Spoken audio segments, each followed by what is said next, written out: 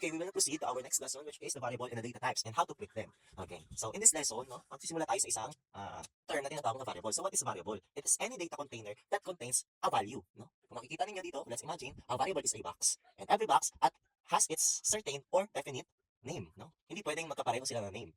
No? And it also holds a certain value, whether it's whole number, decimal, character, or set of characters or what we call a string. So, marami tayong klase ng data types, no?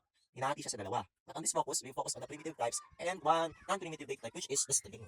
Okay. So, una muna yung tinatawag natin primitive data types.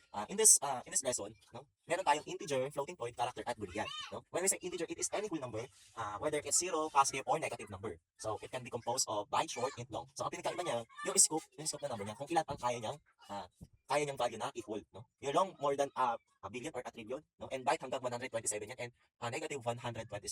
So, pagdating naman dito sa floating point, ito naman, no? Ang tinatanggap niya ay decimal. It composed of float and double. And the other one is the character. It holds any character inside your keyboard, but single character lang ang tinatanggap niya. Then the boolean, it is any value, no? Na true or false lang ang tinatanggap niya, no? And then the other one sa non-primitive data type, we have the string. It is set of characters. Kung si char ay single character lang, si string maraming pwedeng characters ang pwede niyang i-hold. So, paano ba natin gagamitin si variable? Una-muna, we must declare the variable. Kailangan muna natin ipakilala bago siya gamitin. Okay. To do that, you just use what data type, no? From here, you just declare it, then you name the variable just like the box, and then you will hold a value. Paano kung hindi ka sigurado sa iyong value? So, ayun yung gagawin natin. So, there are many ways to declare a variable. So, dalawa yan, no? We have declaring and we have initializing. Okay. So when we say declaring, you are naming the variable. Kapag initializing naman, you are placing a value. So ayun yung pagkakaiba ng placing a value dun sa variable na yon. No? Variable. So proceed tayo. How do we declare a variable? Hindi pa natin siya i-initialize, hindi pa natin siya lalagyan ng value. So to do that, no, you just use the variable. Kung gusto ko int, kaya short na lang. Short. No? The name, age is equals to, since declaring lang, no, pwede tayo mag-declare. Ayan.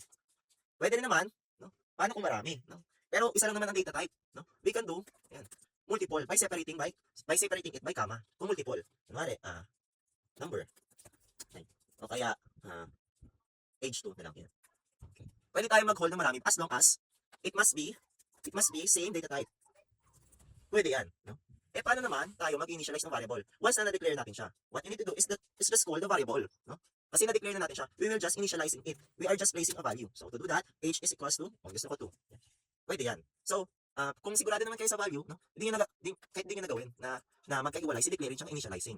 All you just have to do is that, yung nakita nyo kanina, short, p is equals to, place is equals to 20. Yan. Marami tayong data types na pwedeng gamitin. Pwedeng double, okay, double a is equals to 2.2. Okay. Tumatanggap siya.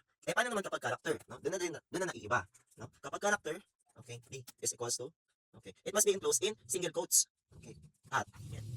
Hindi lang letter tsaka capital letter or numbers, no? Tumatanggap rin siya ng symbol. Kapag nilang natin yan, tatanggapin rin yan, no? Ay, hindi pa siya nagpiprint kasi hindi pa natin siya piniprint. We are just declaring and initializing. Ayan, no? Hindi pa tayo nagpiprint. Kapag nagprint tayo, system.out, okay, nalopat na tayo. Okay, system.out, okay, print ln. Okay. Then, para tawagin siya, okay, para i-print siya, you just call the variable. Ayan. Kapag nila natin siya, ang nag-print ay at. Okay. No? Kapag character, no, single quotes. Paano naman kapag string? No? String, the primitive, c is equals to hello world. Halimbawa, hello world. Okay. Pwede yan kahit hindi naka-enclose ng open and close parenthesis. No? But the practice is that, pwede naman, no? Pwedeng hello world. No? Mas magandang practice. World. Pwede. No? And then, meron rin tayong, okay, boolean. No? It holds any value that is, no, either of the two, true or false na naman ang tinatanggap. No? Hindi pwedeng pareho. D is equals to true. No? Ayan. No? Kapag boolean, true or false, hindi na natin kailangan i-enclose siya sa double quotes at single quotes. Ganun rin sa short and double, sa integer tsaka floating point. So, paano ba natin siya i-print? No? Nag-declare tsaka nag-initialize natin, pinapakilala natin si variable, pero hindi natin siya piniprint pa. So, what we need to do, ganun rin, system.out.println, then, you just call the variable name. Okay, hello world. Okay. You see, no? Huwag kalimutan palagi ang semicolon. Kaya kapag nag-run siya, no, nag-print si variable C na string. Paano naman, halimbawa, no? Okay. Meron kang forms. Okay. Ang gagawin mo dyan, no, you can do it into two different ways, which is, no, una, pwede naman na kayo mag-print lang, no, country. Halimbawa, country. Okay. Then, no, pwede na tayo mag-system.out.println. Okay. Kapag nag-println yan, Okay. You just call the variable. Okay, which is C. Okay. Kaya kapag print natin yan, pwede. Pero minsan hassle. No? Hassle yan. No?